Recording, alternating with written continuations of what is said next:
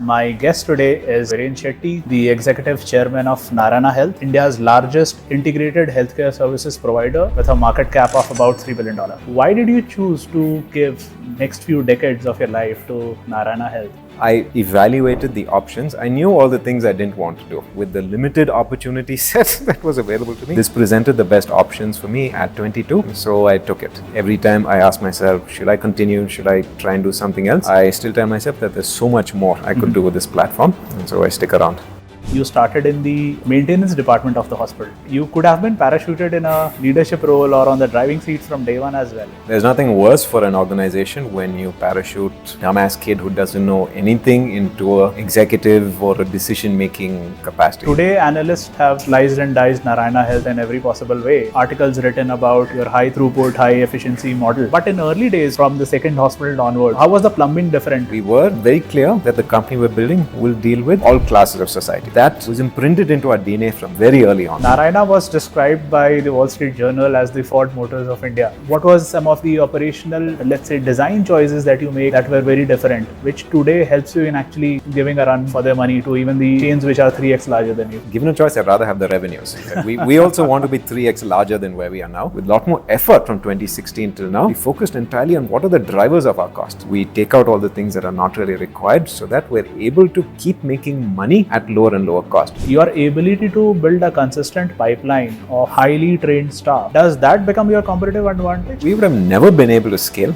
the way we did unless we invested very early on in building a talent pipeline of nurses, technicians, paramedics, and doctors as well. So all our hospitals are training institutions of one form or the other. We need to train for our requirement, train them exactly the way we want. A lot of the nursing curriculum doesn't cover what a modern hospital requires to manage the ICU, to manage the ER, to manage the high-end medical equipment. It's not part of the curriculum, has not grown fast enough to reach there. And so companies like yours do a very good job when they start to understand the needs of industry much better. One thing about healthcare, no matter what you do, whichever field you take, whether even if it's a technician or an allied or a paramedical course, you will never go hungry. You will get a job no matter what. So the perception that people have that healthcare is not a great thing, you won't earn money, that's absolutely ridiculous. Why are these 30-year-old or 40-year-old founders who have access to capital, who have the right intent, why are they not trying to build the next Narayana? It takes time, It takes a lot of time. Let me ask you this, if you are not associated with Narayana Health today, what would have been that one idea that you have pursued in healthcare? I guess I'd probably do something in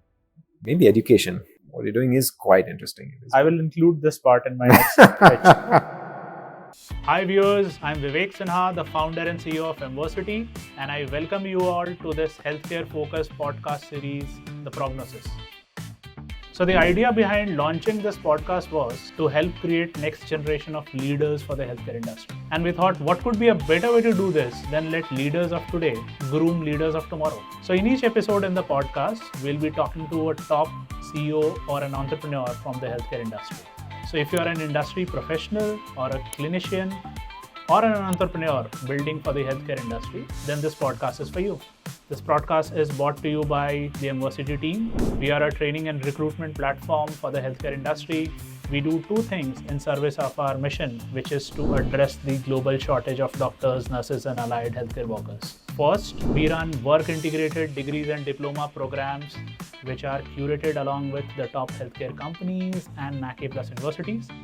And second, we also run an online jobs marketplace called Resume with an RX. Now, Resume is a portal which is a 10 times smarter way of getting hired by a top healthcare company in India.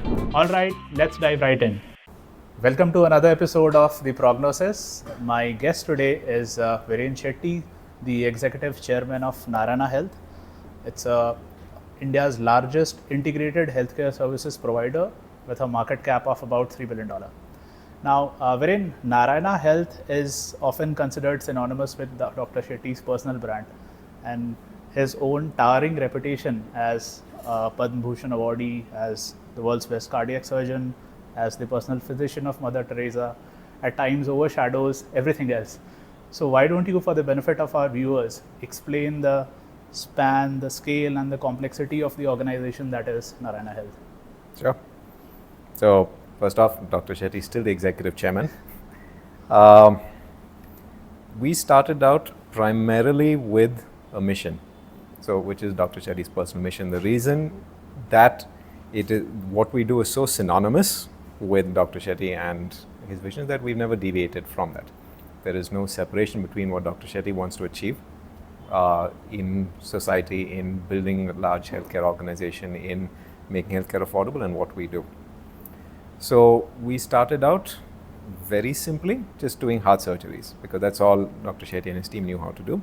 And from there managed to expand into all the surgeries, all the specialties, and expand beyond 2 hospitals into 20 hospitals all over the world. But the guiding philosophy behind our organization is one that is constantly learning, innovating, adapting, and challenging the standard convention. And so that is what has led to us getting into many unrelated fields, expanding overseas, experimenting in different formats, looking at different ways of building hospitals, going into asset-light hospitals, looking at clinics, now doing insurance, investing in technology. So it's pretty far-ranging, and it is a very large span, but I would say the one thing we never give up is the guiding principle, which is that healthcare should be affordable, and we have to do as much as we can to ensure that doctors are able to do their best work. Amazing. Wherein if one looks at the journey of Narayana Health as an organization, one interesting aspect that comes out is, of course, rapid expansion, but it's also diversification from single specialty to multiple specialty, from running hospital chains to launching an insurance company. And I was also reading somewhere that you have a software business as well, which is very counterintuitive, because a lot of promoters or organization led by promoters have been able to create large outcomes in the healthcare ecosystem by just even focusing on one single specialty. So what was yours and Dr. Shetty's thought process behind pursuing diversification from where you started? Yeah. See, there is a lot to be said on the textbook definition of core competency, stick to only what you know, outsource everything else, and that makes sense for certain businesses. But the thing about this business is one where people come to us with a problem, and a problem shows up. The way in which that problem can be treated, whether it is through surgery, through medicine, through advice, through counseling, through a scan, or maybe telling them that there is no problem. We can't be a just narrow focused shop for that. If we're in the business of telling people, I will take care of you, I will take care of your health, it means naturally you end up having to diversify into several businesses beyond what you started out with. In a developed economy, so India is one in which there's still a huge lack of healthcare access, very few doctors, very few very good quality hospitals available. In a developed country where everything was there, it would 100% make sense. In that, the management textbooks are correct. You stick to one thing, you do it well, you'll make money and you'll be successful, no problem. But in India, where you have to build everything, you have to build the road, the electricity, the water, you have to provide all the infrastructure initially when we started out, because when we started out, a lot of our hospitals were located in places where we didn't have any of those things. So naturally, we came from mindset where you have to fix all the things, all the parts of that. Now, why we got into all the specialties? Because a lot of people with cardiac issues would come with kidney issues, or some of them would also have stroke. And so we naturally moved from cardiac into nephrology and neurology. Why we went to different cities is because a model that was very successful in Bangalore and Calcutta, a lot of other of our patients coming from different parts of the country said, why don't you set up over there? And so we went there. Why we got into technology is because once we started scaling, we realized that the unit of scaling operations was people. And people make mistakes, people don't show up on time, people have limitations on how much you can make them work, whereas technology doesn't. And so we looked for different sorts of technology and we worked with some great vendors, but then we realized that there's a limit to how much they can do to make something so finely customized for the way we operate. So we said, okay, now we have no choice, we have to do technology. Why we got into insurance? We got into insurance because the way people pay for healthcare has changed. When we started out 25 years ago, people paid out of pocket. Today, it's unimaginable to expect that someone pay 3-4 lakh rupees out of pocket. They may have the money, they won't have it right now. So you need solutions for people to be able to pay. If you look at how the apartment sales grow in this country, look at how two-wheeler sales grow in this country, the growth of any consumer-based good or any service is synonymous with the means to pay for it on an EMI basis. So if we want the healthcare industry to grow, the health insurance industry has to grow. And we looked around and we found that the health insurance industry isn't growing fast enough. There are too many solutions that are not affordable to a large number of our patients. So we said, fine, no one else is doing, we will try. And so through some organic means, through a little bit of ego and ambition, I won't deny that plays a certain bit of role in that as well. We ended up expanding well beyond the initial remit, which was doing just heart surgery. While paving the roads because they don't exist, logically it sounds logical, but I'm sure executing it would have been incredibly hard. We'll come to Narayana Health again, but I want to talk about you. Growing up as a child with Dr. Shetty, can you give us some stories about or some anecdotes from your childhood or from your adolescence? How was it? Or something that had a very lasting impact on you, or it completely changed the let's say the course of your life? Sure. Help us. See, growing up, I spent my childhood in Calcutta, where Dr. Shetty started his practice, and he became legendary there and still is to this day. I was, from very early on, acutely aware of how important Dr. Shetty was to a lot of his patients and to a lot of people who would become his patients in future. So it's not something that we're completely oblivious to, the way my children are to what I do, for example. They don't really know or understand what I do. How it is growing up, you normalize it. It is surreal, that goes without saying. So he would take us a lot for getting involved in the work that he does. He took us to see heart surgeries, he took us for his medical camps, because growing up, in the late 1980s, early 1990s, there really weren't too many entertainment options for us. So at best, we would go on train journeys with him and see health camps. Not extremely entertaining, but definitely a deviation from just sitting at home all day.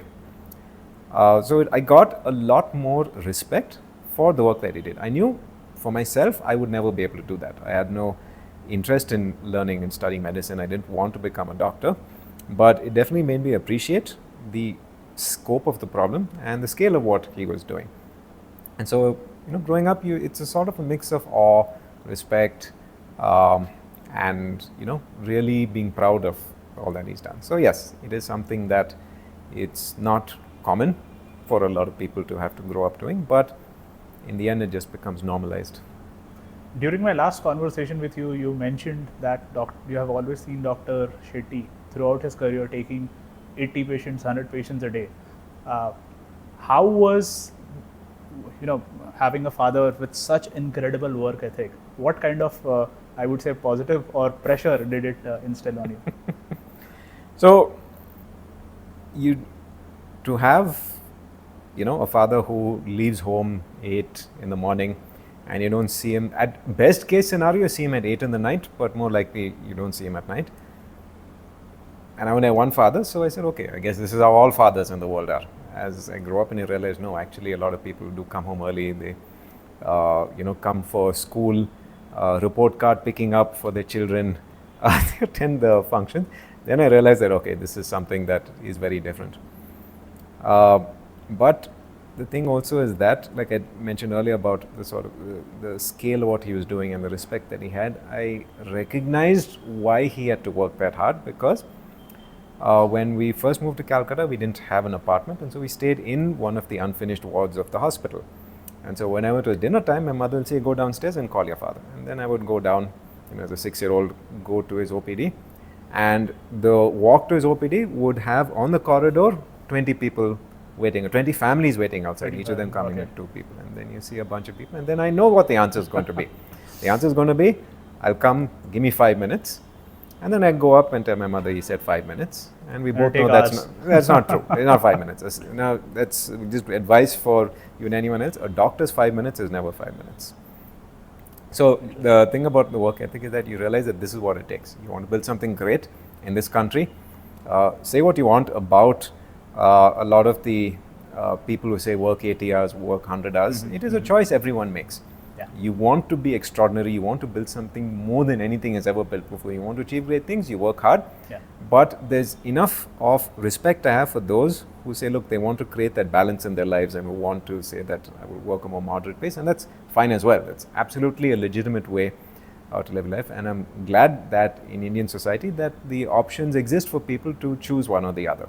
But it is a choice. It is not that anyone should be forced. Like I would never force my children to work the way I work or the way my father works, and it is completely their choice. So where did Dr. Shetty? Okay, let me ask this: a young Viren could have done anything with the kind of pedigree that he had, high pedigree, high on ability, successful parents, and the platform that comes with it. Why did you choose to give next few decades of your life to Narayana Health? And what did you find so compelling about this mission? I mean, being generous in the I could do anything part was not that smart. I didn't go to any top tier engineering college. I evaluated the options. I knew all the things I didn't want to do. I knew that I probably would not work abroad. If I did, I wouldn't work there for very long. I knew I wouldn't do consulting. I was briefly interested in doing finance, but then again I lost it. I knew I wanted to do something with impact. And having evaluated all the options, I knew that I could create the most amount of impact in India. And among the companies doing the most amount of impact in India, the Narayana Health was doing quite a lot. And since I had worked there part-time during college, and with the limited opportunity set that was available to me, this presented the best options for me at 22. And so I took it. Yes, in theory, you're right. I could have done anything, and it's not that this was the only option available to me. It seemed like a good idea at the time. It continues to seem like a good idea, that every time I ask myself, should I continue? Should I try and do something else? I still tell myself that there's so much more I could do with this platform, and so I stick around. Another interesting thing that I remember from our last conversation is that you started in the maintenance department of the hospital. You could have been parachuted in a leadership role or on the driving seat from day one as well. Was it arranged by Dr. Shetty, or did you prefer it that way to get your hands dirty? Take us through that journey. Yeah, no.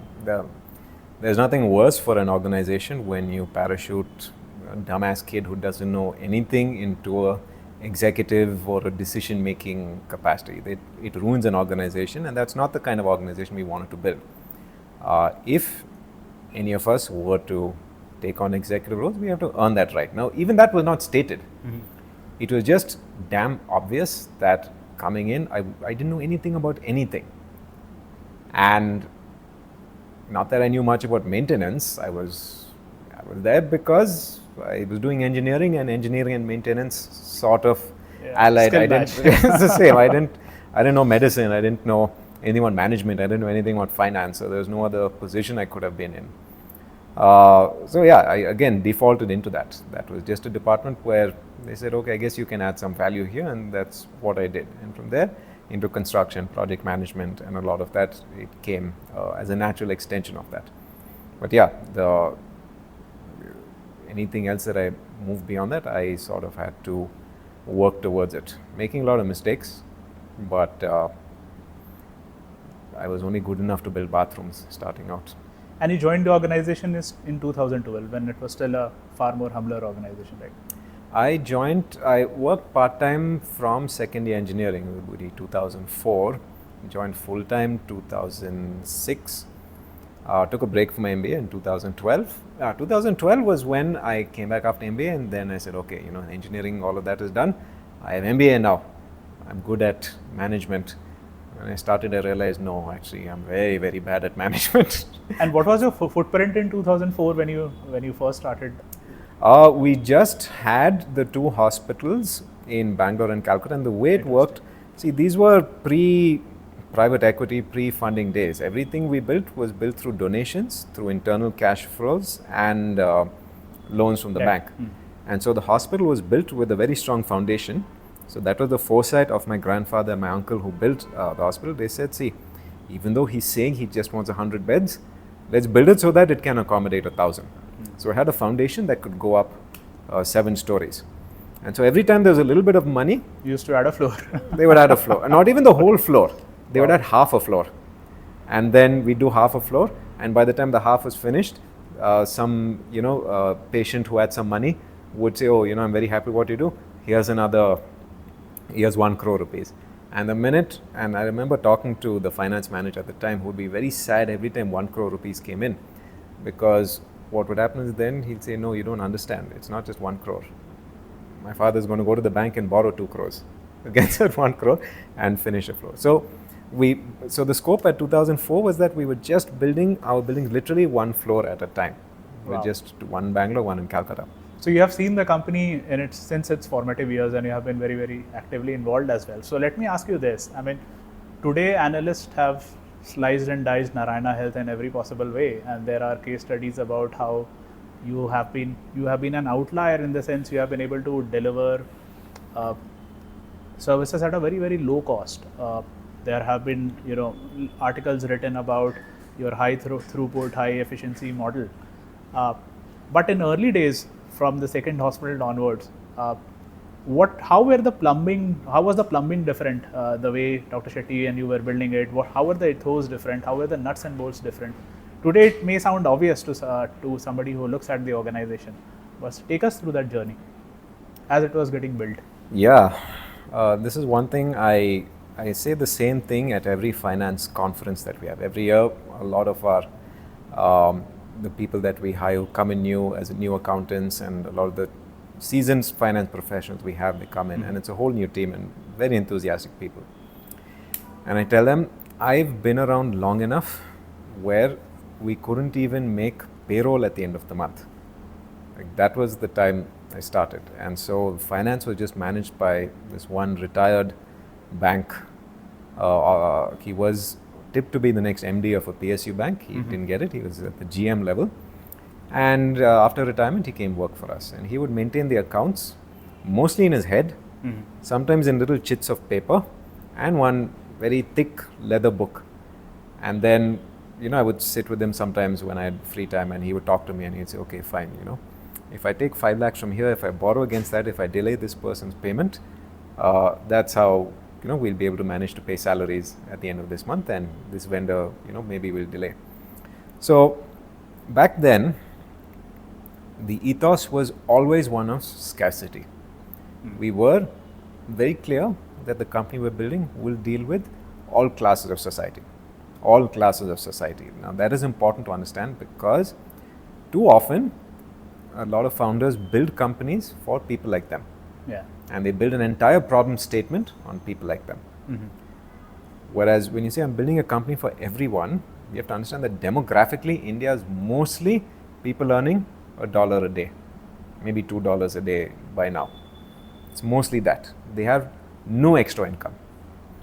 And so when you build that, you realize that every single cost is wasteful. The carpet on the floor, wasteful. The 34-inch monitor versus a 24-inch monitor we can manage, that's wasteful. And so that was imprinted into our DNA from very early on. We had to have excellent view of our finances. So starting out with the little chits of paper to Excel, to now we use BI dashboards and very advanced analytics. But it comes from a place where there's never enough money, ever. No matter how much our bank balance is, no matter how much the treasury is, at least the stress that I get at the end of every month and that Dr. Shetty gets is that we never forget that there's never enough money to do all the things that we want. And that permeates all of that. It permeates, sometimes it comes in our way also, because we never overspend, we never overreach, we're always more conservative. The analysts of our company get a little irritated because they say that, you guys are too conservative, moving too slowly. But we're never quite able to shake off this thing that we're dealing with poor people, we can't be extravagant, and we have to be very conscious with cost. Wow, that's an interesting insight. So Narayana Health probably is what it is today because there was always lack of resources. And when we started the podcast, actually, you mentioned that if you were to replicate and build Narayana Health today, it would be difficult. But in today's day and market for an entrepreneur, I think there is no lack of availability of capital. So do you think a lot of time, too much capital or too much resources at stake is also what spoils good ideas or good teams or good businesses? See, the easiest thing for me to do will be to put my grumpy old man hat on and say, these entrepreneurs today, all free money coming their way, angel checks just getting written left, right, they can raise $2 million, no problem, that's why all these startups fail.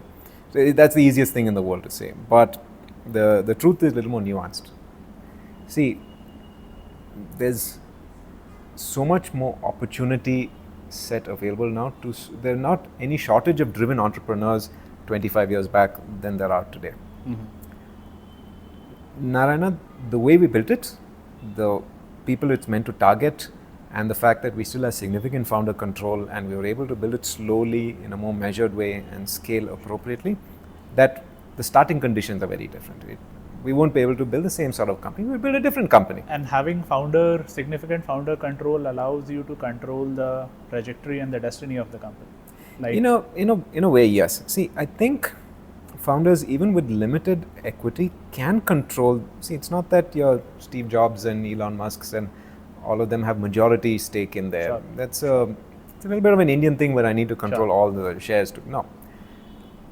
It is a question of, are you able to stay true to the vision? Are you able to attract the right set of investors who share that vision and who will back you in the intermediary steps towards getting there? Too often, where founders lose control and where everyone loses the plot and say that growth at all cost or so on is when, yeah, fine. Maybe if the strategy is growth at all cost, then a VC who will fund growth at all cost, it makes sense. But for someone, slow, steady, moderate growth, if there's true alignment between the founders and investors, then it stops being a problem. But to go back to the thing that I was saying earlier, in that we would build this company very differently if it were built today. If I had to go to VCs, if I had to go to a very different set of investors, I wouldn't. Maybe it'd be a very different sort of offering. Maybe it wouldn't be 1,000-bed hospital, maybe 100-bed hospital, maybe something asset light, maybe it's something where I again focus very narrowly. Because in a world where Narayana exists, if I'm starting again today, I don't need to replicate that. I can do something very different. So there's many things people can do. Sure. Narayana was described by the Wall Street Journal as the Ford Motors of India, and partly because you are probably 1/3 of the largest corporate hospital chain in India in terms of revenue, but almost comparable or in certain quarters even higher than them in terms of bottom line. If one takes only a cursory look at it, large part of it they would attribute to financial engineering, let's say not having having an asset light strategy, etc. But under the hood, what were some of the elements below EBITDA and above the EBITDA? What was some of the operational, let's say, design choices that you make that were very different, which today helps you in actually giving a run for their money to even the chains which are 3x larger than you? Okay, so 3x larger, given a choice, I'd rather have the revenues. We also want to be 3x larger than where we are now. The thing is, we have slowed down a fair bit because we were getting a lot of our systems in place. The first 8 years of this company, it looked like we were not growing at all. It was just 2 hospitals, just Bangalore and Calcutta. That's it. Sure. And the next 8 years was all the growth that we physically, the things that you can see when you see our organization, the buildings, the land, the visible manifestations of our growth. That was in the next 8 years, 2008 to 2016.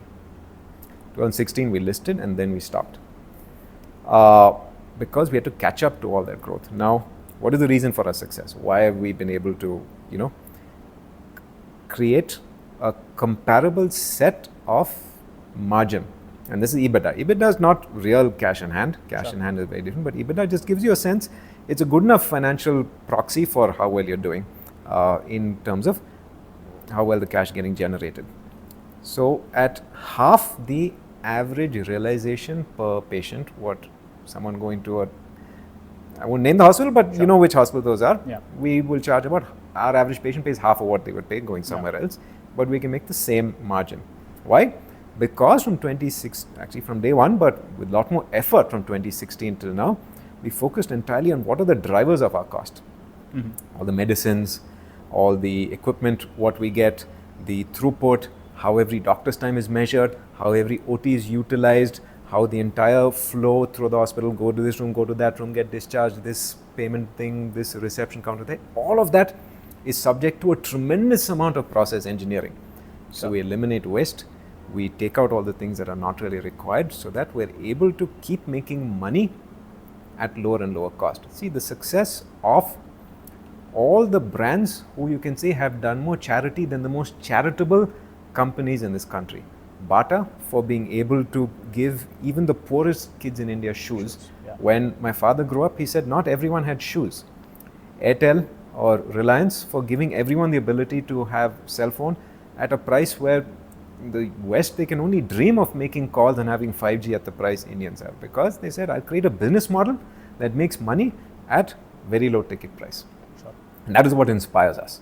And so when we do this, it's not enough. We want to have 3x the revenue again at a similar margin profile, because that allows us to invest right back into the business. We're not making this money just because making money is a great thing. Sure. This is what pays for technology, it's what pays for analytics, it's what pays for all the digitization, what we're doing to reduce the cost even more for our patients. On the topic of accessibility, let's talk a bit more about the health insurance business. Yeah. While commonsensically, and I was going through some of your interviews, I do agree that 8 out of 10 customers of these health insurance companies would be unhappy with them, except maybe the ones who have corporate insurances, which is a very small fraction. Most of the people who have commercial insurance, they are unhappy. But when you thought about doing this business, wasn't the playbook of running an insurance company or an insurance business very different from how you would run a corporate hospital chain? There was a compelling mission, but what gave you the confidence of actually jumping into it? And how did you align your stakeholders that you should do a business which is something so radically different from running a healthcare organization? Yeah. See, you have to understand that we're not that smart people. We sound smart, but we're actually not. When the smart thing to do is that when a person comes with a heart problem or cancer or something, for them their price tolerance, they will pay anything. You're here to save their life. Yeah. The smart thing to do is charge them whatever. What does it matter? You're saving their life. What is the value of a life? Yeah. Infinite. Yeah. So infinite minus 1 is what you should charge. Logical, right? That's what the smart way to think about it. But we're not smart. For us, we say no. You have to hire doctors. You have to hire. You have to get all the equipment. You have to build a building. It has to be full. And so you need to attract huge numbers of people. You have to attract huge number of people. Sitting in India where people don't have that much money, you need to lower the price. And so, through this first principles-based thinking, we said that healthcare costs should be lowered. So same, we don't know anything about insurance, we don't know about underwriting, we don't know about risk management, we don't know about gross written premium, we don't know any of those things. What we do know is that you tell someone with great difficulty, let's say that they only work part-time or they're blue-collar worker, they're odd jobs. You say, I'll treat this thing. It'll cost you 1 lakh rupees. You don't have 1 lakh rupees. So you're saying, okay, that is the price of your life, you don't have 1 lakh, you can die. Sure. But instead, if you say that, okay, it's EMI basis. You don't pay 1 lakh, you pay 10,000 rupees for the next 10 years. Fundamentally the same thing. So that EMI is what is, you can call it health insurance. So that's mentally how we think about it. This is just healthcare, what people are willing to pay for, but rather than you wait until that 1 lakh rupee bill comes, you pay 10,000 rupees every year, and should the bad thing happen in those 10 years, you're covered. It's done. So that sort of mental shift happened, and that's why we got into insurance without knowing anything. You don't have to know anything about health insurance even an Indian will not know anything other than what is a good deal. And for them, if you present this as a good deal, that's only 10,000 or 15 or 20 or 30 depending on which health insurance you buy, and it will take care of lakhs, maybe crores worth of healthcare expenses that they'll intuitively get, that we intuitively get, and we say this is something we should do. And does your product solve for that one bad outcome in an individual's life, or does it help an individual in, let's say, something before that as well? So the preventive part, ensuring that bad outcome doesn't happen or get delayed, or it doesn't become as worse as it could be. That is a very good question you asked. And so that is the difference between why we as a hospital got into it so if a traditional insurance company does this, then it's about just managing cash flows. So that's what the traditional insurance business is, which is I have a set of one amount of money coming in, my claims ratio needs to be within 85% or so. I have 10% of my operating cost, combined ratio 95, 5% is my profit, and I recycle that and life goes on, everyone's happy. So it's about managing the amount of money and what you spend. But because we're a hospital doing it, We have one additional lever, and this is why we called it as integrated care. Our job now is that now you are my customer. You are my responsibility. I didn't just give you one insurance and now you can go run around and do whatever you want. Now, I've taken your data, I have your contact details. You will come for annual checkup because you took the annual checkup. You took a checkup before you came for the insurance, and I got a sense of, I did the blood, urine, the routine investigation, the ultrasound. If you're a certain category, I did a CT. I know the state of your health. Sure. And I can predict to some degree of accuracy what are the things that are the bad things going to happen to you in future. Okay. Most can be avoided. Some things can't, cancer and so on. Okay, there's not much you can do. Certain very severe genetic conditions or cardiac conditions, you can't. But to a large extent, a lot of metabolic conditions can be managed. A lot of cardiac conditions can be managed. It's our job to manage that.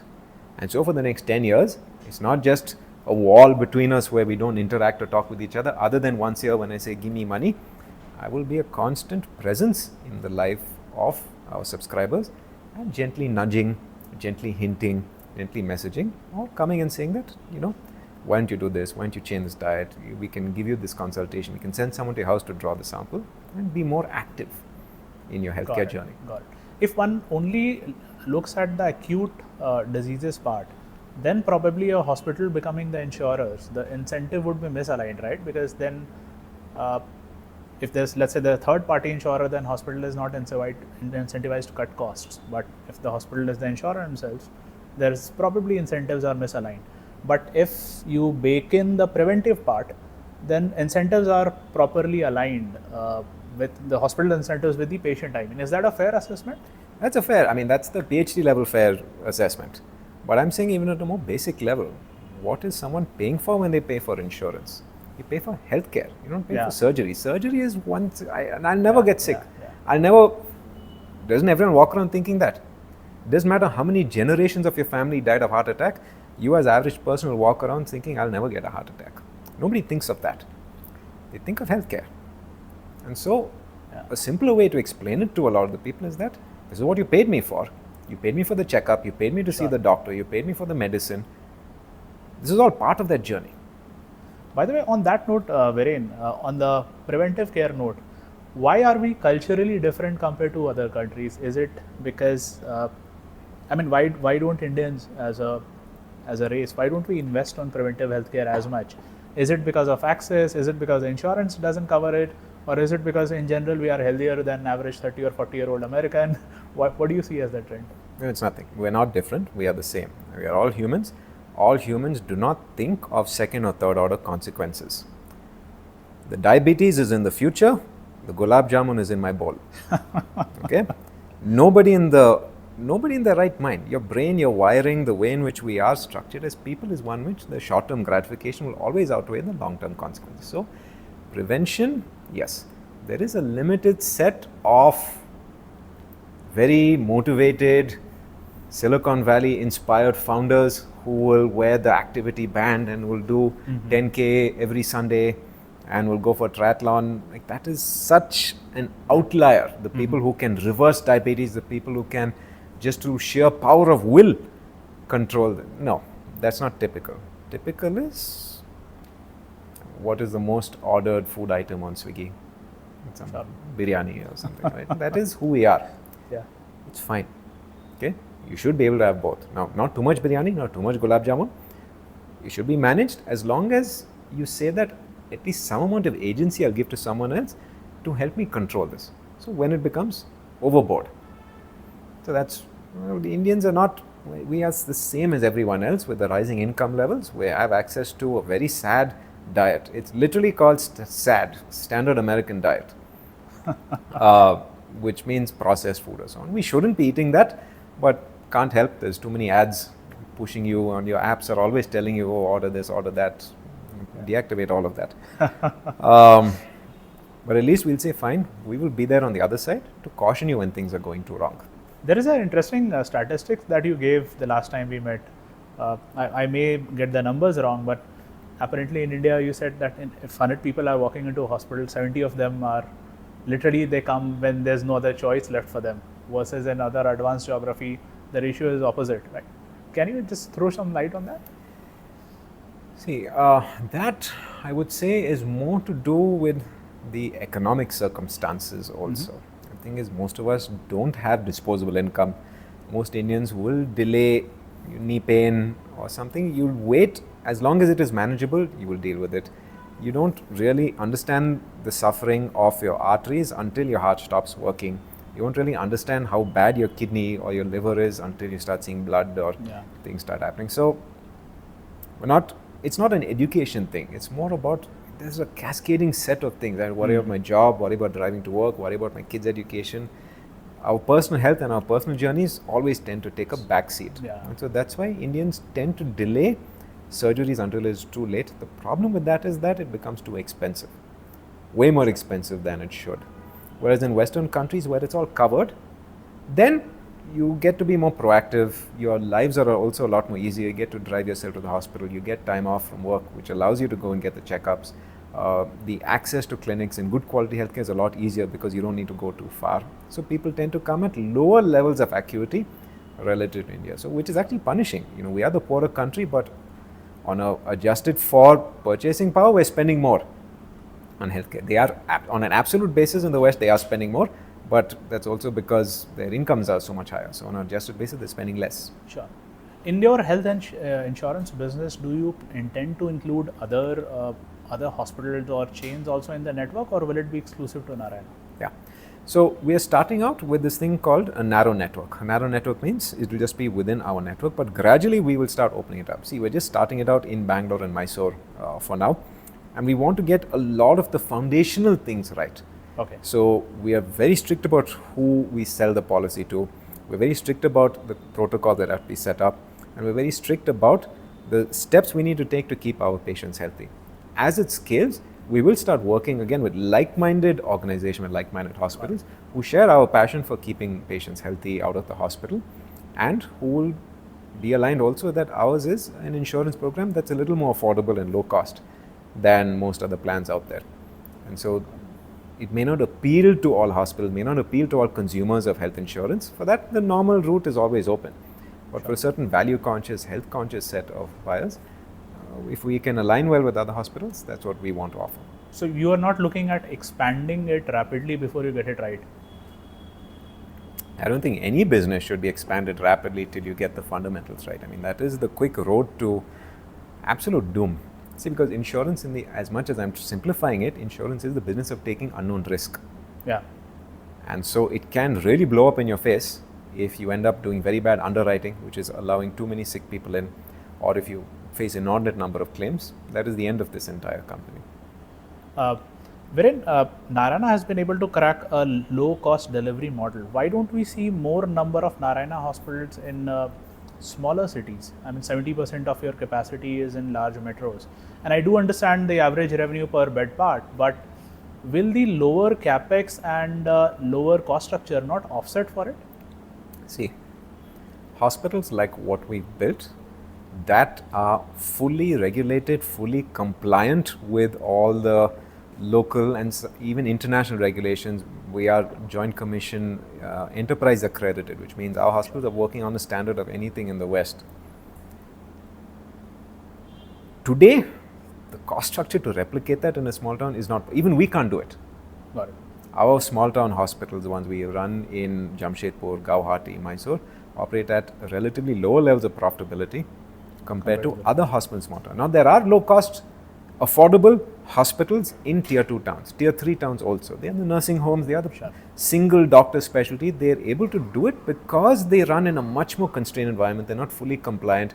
They may not have fire clearance. They may not have occupancy certificate. It may be the doctor's house in one floor and his OT in the other floor. So the options exist, but in the way in which this is done, we're still not there. But what we have spent so much time and money building all that tech for is so that we can scale across the country without having to replicate the large numbers of overheads what we currently have. Right now, the biggest constraints we have is the cost of infrastructure and the sheer number of people that we need to hire to execute. If we're able to address both, which is make smaller footprint hospitals that are able to perform at a very high level of throughput and run a hospital where You don't need anyone who's not directly touching a patient. If we can do both, then even the smallest towns we can run our hospital, which is fully compliant, fully NABH, JCI, NABL, all of that.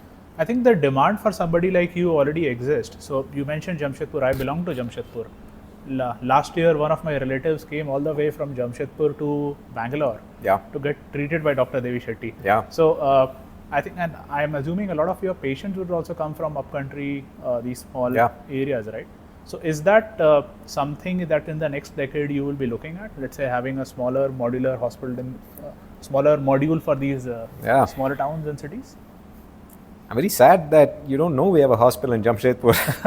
So this is a failure of my marketing department and I need to address that. So we've had a hospital in Jamshedpur. The thing is also, it's not named as Narayana, it's called Brahmananda Narayana Multi-Specialty Hospital. That's the thing, right? We have expanded to small towns. We haven't been very financially successful. Now the patients who come there, they get great service, but the infrastructure is a little poor. The access is poor. We're not able to fix all the things. So why that person came all the way is that we can only get the best, the concentration of the best doctors, the best talent, the best medical equipment, the most number of people to come in Bangalore or in Delhi or in Calcutta or in Bombay. That's how those agglomeration clusters happen. See, healthcare in the end is also a knowledge industry like any other. Why do so many startups, why do so many biotech companies cluster around large cities? Because of those impact. Now, it doesn't mean that you can't have very good hospitals in small towns. We just need to solve for a lot of things outside of our hospital. But it is something we're feverishly working towards, to build a modular, scalable hospital operating system that will allow us to deploy almost like a hotel management platform, where if you're Marriott or Radisson or Hyatt, you can expand, in Benares, you can expand even in small towns and run a hotel. We want to be able to offer that same level of service and same level of quality in those towns. Yeah, like those guys have been able to crack JW Marriott as a brand for large cities versus there's a Courtyard. Yeah. So hoping to see the Courtyard model from coming out from we definitely, the only difference is that, see, the gap, the one thing we can never compromise on is the quality of the care. And that unfortunately is a driver of a huge amount of the cost. Whereas for Courtyard, the sort of the hotel model, a lot of their thing is the infrastructure. That is the big driver of the cost. Food cost between the top hotel and the lowest end is not so much. What the variance between the chicken and the rice and the dal that you... Got it. On that note, Viren, probably the single largest input cost item for your business, I think apart from amortization, is going to be people cost? It's manpower, more than amortization.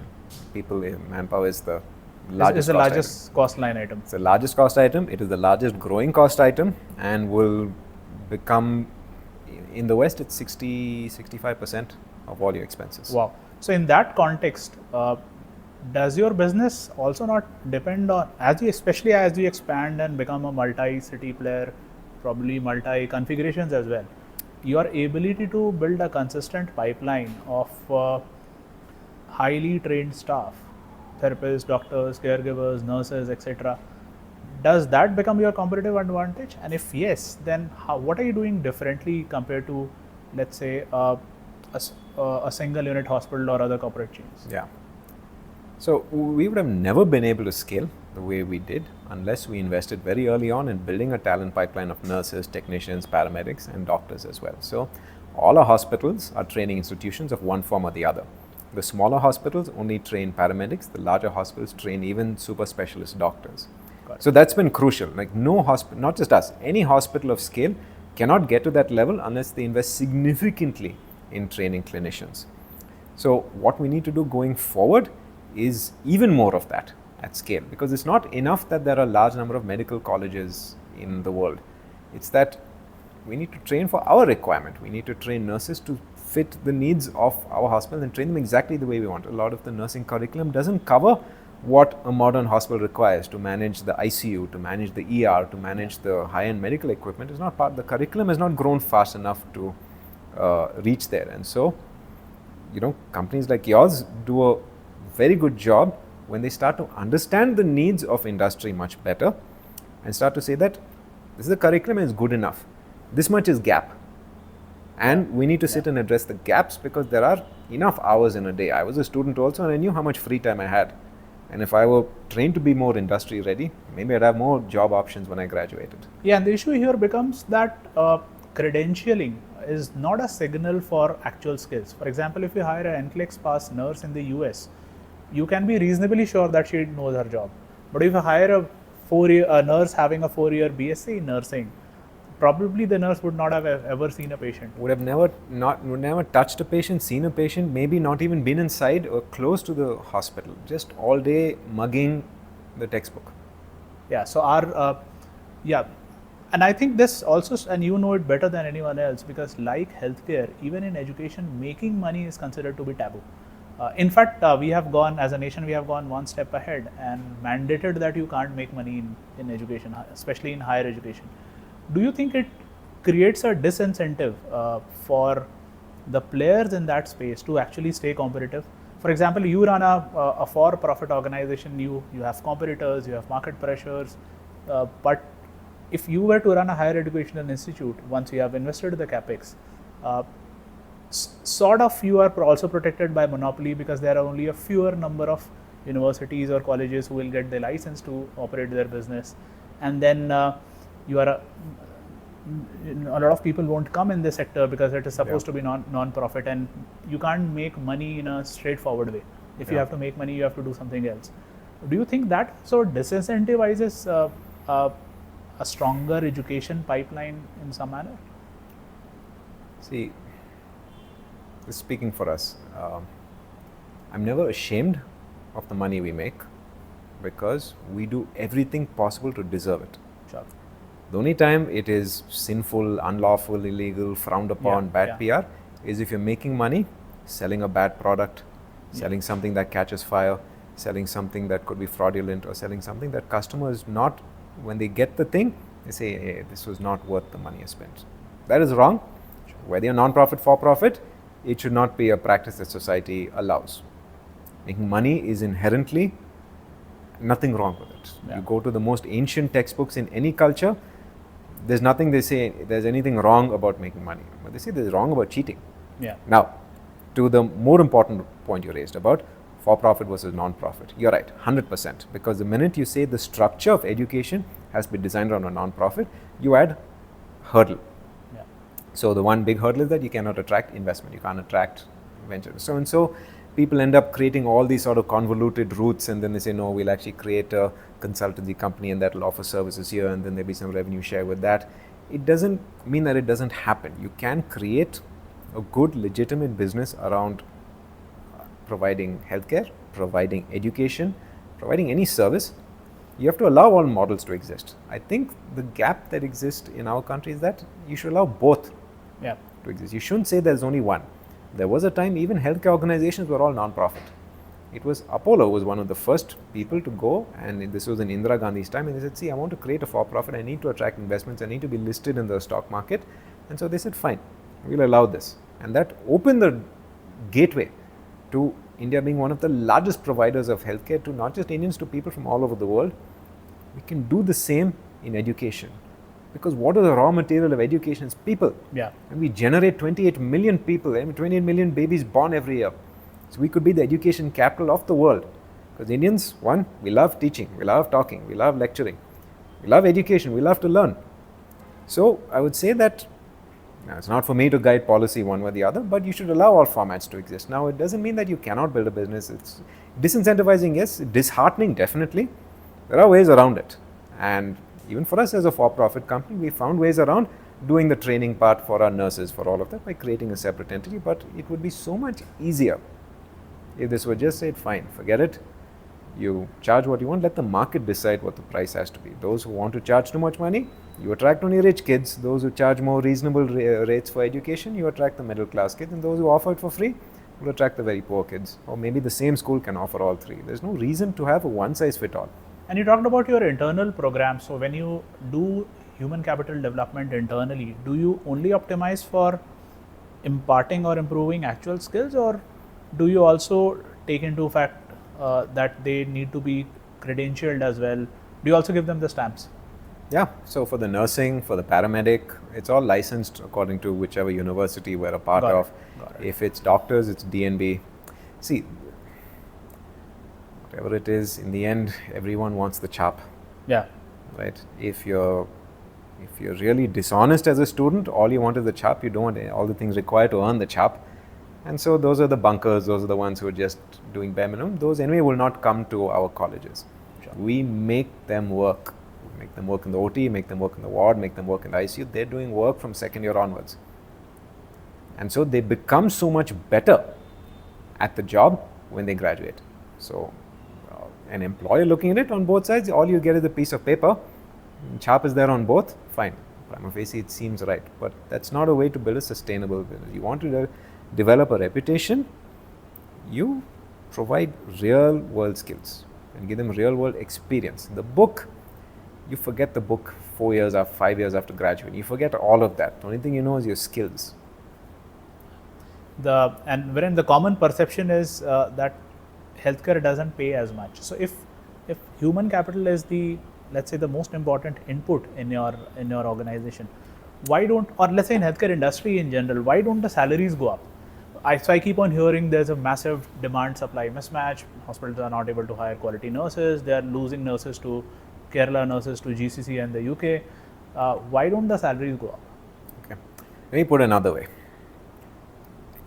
Healthcare does have the perception that it doesn't pay as well, whether nursing, paramedic, technician, doctor, even doctors. Because you're comparing against what? You're comparing against engineering. Sure. But not that, you're comparing against the absolute outliers in engineering. Mm-hmm. Is the average IIT salary driven more by the fellow who's only getting a 30-40 lakh offer, or 5 lakh offer, or the person getting the 1 crore offer? And so that skews everyone's perception of it. The one thing about healthcare, no matter what you do, whichever field you take, whether even if it's a technician or an allied or a paramedical course, you will never go hungry. Yeah, true. You will get a job no matter what. Wherever you go in the world, if you're a qualified healthcare professional, it's your golden ticket to any part of the world. So it may not be a lot. It may not be the top earning professional in that, but it doesn't matter. Because the thing you're measuring it against is a mirage. The average engineer doesn't become as rich as Narayana Murthy. That's not the average engineer. Sure. The average engineer is struggling. The average, and you name any other. I mean, in the end, I say engineering only because that's what everyone's fascinated by. The whole country is, fully, me also, I also did engineering. Not because the fascinating thing, it was just a default option for me. So the perception that people have that healthcare is not a great thing, you won't earn money, that's absolutely ridiculous. You will get a standard guaranteed amount of money no matter where you are. You'll never go hungry.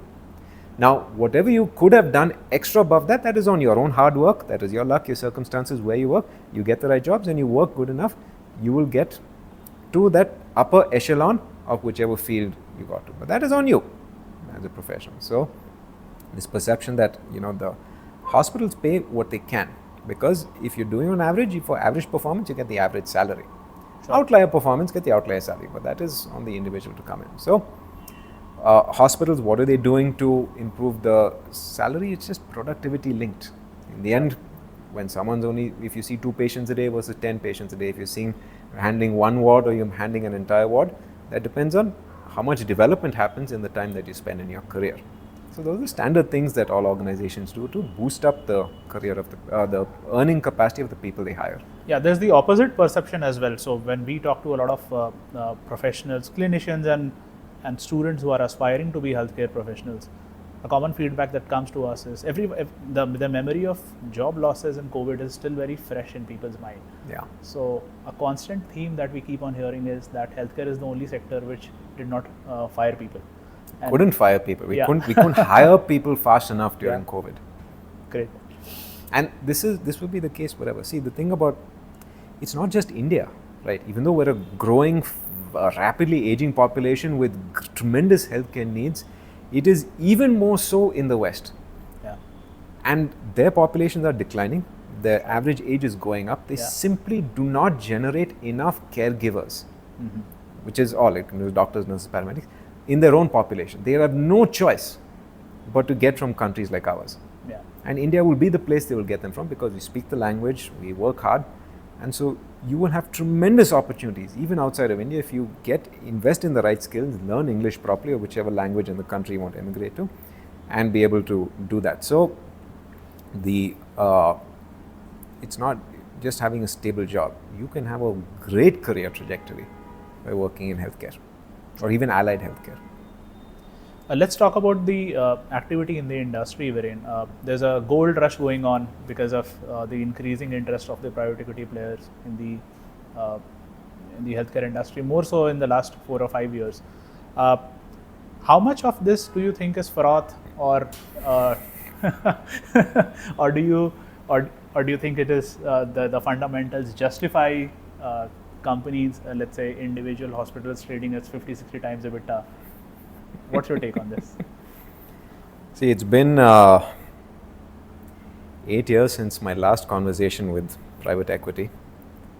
So I have sufficient distance to talk smack, but I never know when my next conversation has to happen in future for any of my further adventures that will need funding. Okay. So is there too much froth? To be honest, I continue to be surprised and amazed with how the market behaves, and I've stopped trying to pretend. Do you compete with these private equity players when you look at expanding and look at these assets? Yeah, of course. We can never win. See, when we listed our EV EBITDA, so that's enterprise value to the EBITDA, that's usually earnings multiple, it's a valuation multiple that you can use. Sure. It was 14 times. I mean, 14 times of your EBITDA is what they value a company. Sure. The simplest way to think about it, like the next 10, 14 years worth of money, you value it right now. It's astonishing for us that a company can be so valuable. Today, it's on the low end about 25 times, on the high end 35 times. Yeah. For some, it's even 40, what you said, 50, right? Yeah. 50 In times. some cases, they are trading at 50. So, who knows? I mean, if 14 is ridiculous, is 50 ridiculous, is 100 ridiculous? So, there are some market experts who are much better at opining on what is too much. See, in the end, there was someone who pushed us to do an acquisition just before we listed. Mm-hmm. And they said, you can buy this at 8 times EBITDA, and tomorrow you're listing at 14 times. You'll make money. I thought about it. I said, okay, the math checks out, but the acquisition is a bunch of real shithole hospitals. Do I really want that? And so we declined.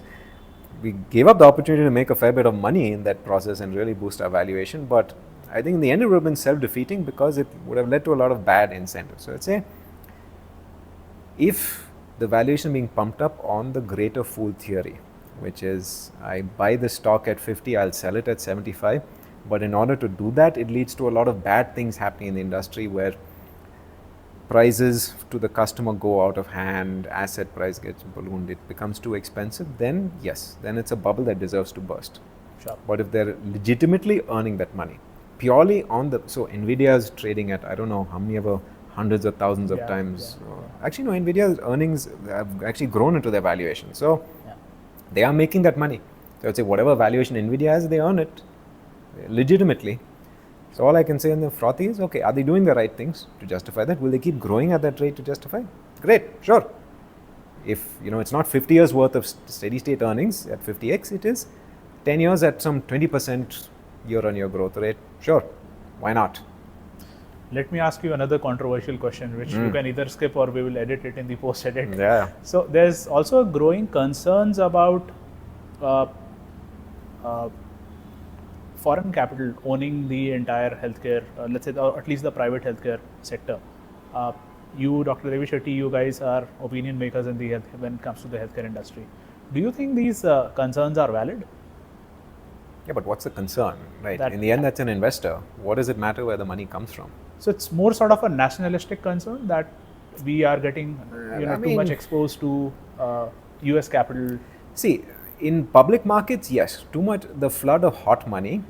So what happened in 1997, I don't know if you recall, there was a huge amount of dollar inflows into a lot of the Asian, they were called the tiger economies. Sure. And so they really pumped up the stock prices over there, and they left, and there wasn't enough of domestic capital to replace. So a lot of asset prices fell down. A lot of companies that had borrowed in US dollars, they were suddenly exposed to their interest, the currency exchange rate collapsed, and so they were not able to make do on that. So in that, from those who have memory of that, yes, too much foreign capital, bad thing. But over here, you're talking about a vacuum, and nature abhors a vacuum. there is so much growth in India. All the capital that is available in India will not be sufficient to build all the roads we need, to put all the solar panels, to invest the next generation of startups, to build all the schools and colleges. Simply not. So as a country, we should not be putting barriers and say, foreign money, keep out. We don't need you. We have enough. Okay, if you're willing to accept a lower rate of growth, sure. It is money. Okay. If it goes to, in the question is, what did you agree? What are the terms you agreed to? And there are smart enough people who are there to manage the dollar inflow. So I would never say that, there is a concern that too much foreign private equity. See, our company was built with foreign private equity. Yes, they will have an opinion on what you do, but you choose the right people and you choose ones who are aligned. So if some foreign actor came and said, I will invest this money. So let's say some country came and they said, no, you should not treat poor people tomorrow. I'm giving you this capital only on the condition that you treat rich people, only that you treat foreigners. Say, I only want you to treat people in my country. Makes sense. That's a dumb thing to do, but even if they did that, fine. Someone else will come and put money and make a better business model out of it. In the end, you shouldn't put up barriers to capital. There's another concern which people raise, that most of the private equity capital that is coming in the sector is for buyouts and not build-outs. So assets are being traded, but more assets, or let's say lesser than what ideally should have gone into creating new hospital chains or assets. Yeah. What would be your take on that? Well, that's fair. See, in the end, the capital needs a return. A private equity fund is 7 years. They're putting in the money, and then they want 7-8 years, they need the money back. And they look and say, build out period 3 years. Oh, that's too long. I can't wait for that. If I have to build and scale and grow the business, I'll never see my money back. And so they say, fine, like what they told me to do, buy at 8, sell at 14. So private equity will do a buyout. It's fine. I wouldn't say it is harmful and damaging to a company if then they adopt a set of predatory characteristics to be able to afford that huge amount of money they paid for that. But what do? This is a free market. Then you destroy your name, you destroy your reputation, and you just create space for a lower cost competitor to come in and say, look, I'm providing something same quality at a much lower price, so please come to me. Sure. So yes, it will destroy that company if they adopt bad practices, and it just gives space for someone else to come in. Yes, it is bad primacy for that company if they went and did a buyout instead of investing in solid fundamental level growth. But on the other hand, capital will go where it gets the best returns. And you don't put barrier for capital, more capital will come in. There'll be enough capital to say, look, I don't like what those guys are doing. You guys seem to be on a good path. Do it the normal, slow, regular way. Don't piss off your customers. Do it decently. I'll fund you. Let's move from the private equity side to the venture capital side. So it's very strange that the sentiment on the private equity side is completely different from the sentiment on the venture capital side when it comes to healthcare today. Partly because of the fact that the venture side hasn't seen too many successful outcomes in the last 10 or 15 years.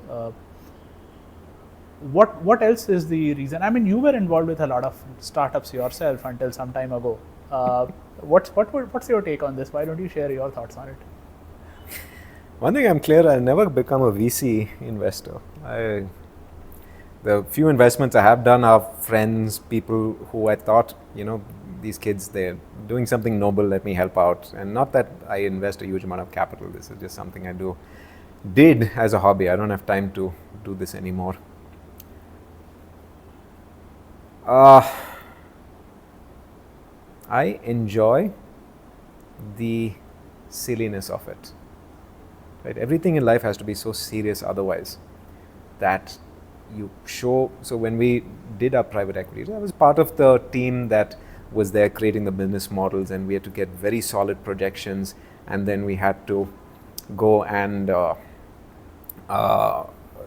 really build out the business plan and get yelled at every quarter and provide up-to-date financials. And a lot of the impetus for a lot of our modernization of the analytics team was because of the sheer amount of needs from a private equity. And that's serious, and that we took serious capital, we had given them a serious return, and they put a level of seriousness in our company that we've never been able to shake off. And for good, that's discipline. But the silliness is also fun. 10 minutes, I on my phone, and then I get if I miss some sticky tape, and then I order it on 10 minutes and it comes, and someone's willing to fund that. That's amazing. That's what moves the world forward. Not you. Not me, but the fact that it exists and there's enough people willing to back it, and if they think they can make money on it, because if you're not thinking crazy things, if you're not challenging the status quo, if someone's not willing to back what prima facie, like the first time someone explained the Kirana cart, what the company was, they said 10, quick on-time delivery, and there were these US companies that did the same thing. 10 minutes, you must be mad. But somehow people seem to find great value in it, and it is ridiculous and it is silly, and maybe they lose a lot of money, maybe they make a lot of money. I think we should support the fact that it exists. Now, will they fail? Yes, 99% of them fail. I think these guys have that, the way they explain, it's power law economics, one thing raises the whole fund, but the sillier the better, the greater the TAM, the more amazing it is. Sure, who knows, man? It's called spray and pray for a reason. Yeah. So I just sit back, I enjoy it. It's so much entertainment in the business news. Otherwise life is too damn serious. Now you are at a position where I think 3 out of 10 startups in healthcare that raise venture capital would come to you at some point of time, for sure. By the way, for our viewers, we also got our first royalty check from Viren when I did my first $10 million round. So you are in a unique position to comment on that. So tell me, Viren, there are some large outcomes when it comes to e-pharmacy, e-diagnostics. Then there have been some companies who have done decent in terms of EMR, digitizing medical records, etc. But why is nobody building the next healthcare provider? Why is nobody building why are these 30-year-old or 40-year-old founders who have access to capital, who have the right intent, who have a lot of energy and hustle in them, why are they not trying to build the next Narayana? It takes time, It takes a lot of time. You don't see the picture of the whole thing from day one. I think among the startups that are raised, one of them would potentially become the next large healthcare group. I made a prediction for one of the companies that was doing the surgeries online. I said if they can survive for the next 5 years, they will be among the top 10 hospitals in the country. That was my prediction. They haven't. The asset-light hospital model? I won't say which, but anyway, point is why it takes time. It takes patience. I think they may not have found the right investors with that mindset. Maybe they themselves didn't have it. If you're always jumping to the next thing, if one thing doesn't work out, the concept of pivot. Okay, pivot fine, but pivot if you're sure that the thing you're doing is not working. Maybe the thing you're not working is because you're not executing or you're spending too much money, and that you have too much cost, or you're just funneling money towards customer acquisition through Google or Facebook and nothing in really providing great levels of service. That entire pivot that the entire D2C industry made, when they said, no, I'll do fully digital acquisition, now they realize, no, actually I should have been building stores all along. So I would say that why they're not building this Narayana, because you need to show numbers, you need to show growth. They didn't build brick and mortar. They didn't realize that the best organic customer acquisition engine known to man was to build a physical storefront where the customers can experience your services. Is that VC-able? Will it show hockey stick growth? Probably not. But the story of any business is one which it looks like nothing is happening for a long time and then it just booms. So if, let me ask you this, if you're not associated with Narayana Health today and knowing what you know about healthcare, knowing what you know, what would have been that one idea that you have pursued in healthcare? Do I have money or not? Who's funding me? Yeah, that's an interesting, people are ready to fund you, I think. See, if people are willing to fund me no matter what, I would definitely end up creating more or less something what I've built through a kind of medium of doing some combination of tech, some combination of centralized services. And this model has been tried many, many times, where a model that combines asset-light infrastructure, tech and a floating workforce, and being able to do correct on-demand prediction for when the customers are required, when the patients come in, when the doctor's there. I would try and create something around that. And those models have come out. Now, maybe they've not been executed rightly or hadn't found the right niche, but that is essentially what I would try and create. I would try and create something that scales. We are doing it, but from the reverse. We're coming asset heavy. We're trying to build something that's really asset light and thing that's really light and lean and control the entire user experience. I would try and build more or less, and with a payment mechanism bundled on top. I would also, layer all of this with a kind of payment mechanism. If money was no objection, money being the objection, I guess I'd probably do something in maybe education. I think that I don't think there are enough jobs in India to fulfill the ambitions of everyone. I think we need to go for the pathways whole world. to higher wages country? Not just that. I think, healthcare is just a path to a better future for yourself. You come from a poor family, you become a doctor, you automatically jump 3 social classes. You communicate in English, you work in a big city, you work in an AC environment, you're not out in the field, you are respected, people call you sir or ma'am. It is just a pathway to, a better life for you and your family, and that thing will reverberate for generations. So I would just do something around health edu. I mean, I'd do what you're doing, honestly. I'm not saying this to, to like just give false compliments or anything. What you're doing is quite interesting. I will include this part in my next pitch. Great. Viren, what are your goals for Narayana Health in the next decade? What are some of the milestones that you want the organization to achieve? Where do you want to steer the organization in the next 10 years? So 10 years is a long time. Here's the set of things that we have, and the time frame will be different. Number one, the more, I would say, medium-term priority. We want to be able to, on a hospital basis, be able to eliminate, automate, digitize, or find some other alternative way, all the non-clinical roles that exist. Okay. So that a hospital will just run with clinicians. I do that, I can reduce the cost of the hospital, and then I can scale. There's no limits to my scale. That's a medium term. That is a combination of tech, outsourcing, creating a central, like how all these Western companies are creating these GCCs, global capability centers. What it means is that there's no point running 40 different centers, you consolidate into one place. We know how to do that. It's done in all the industries, it can be done in ours. So that's the chief medium-term priority. 2, perfect the fully integrated system of having a bunch of clinics, doing a bunch of checkups, getting people enrolled in our insurance program, keeping them healthy, and should anything bad happen to them, they will come to the hospital. So number 2, fully build out our integrated care program in all the cities where we want to operate in. So all the current network of cities. 3, scale this outside of India, not just India. Like our ambition has never been constrained to one city or one place. Even from day one, we were in 2 cities at the same time.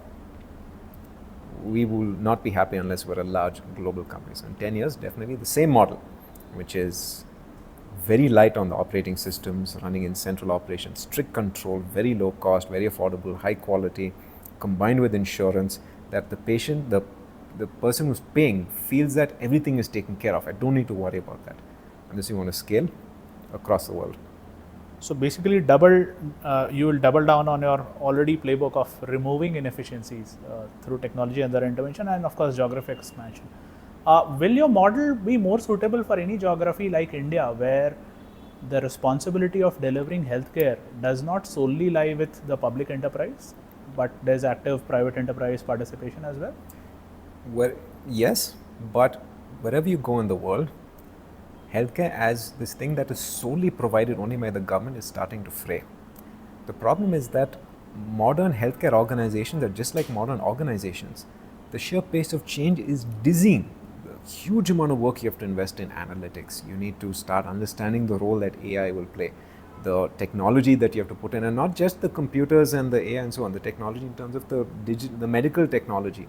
It's just going above and beyond what the typical public sector way of running hospitals can make sense of. You can't imagine government running a technology company.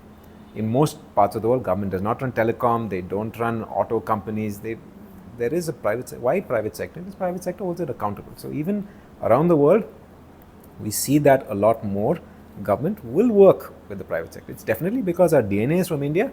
The model is built for an Indian audience, but it doesn't mean that we can't use the same playbook in different parts of the world. Got it. Wherein I get an invite for a conference on AI in healthcare every second day or every third day.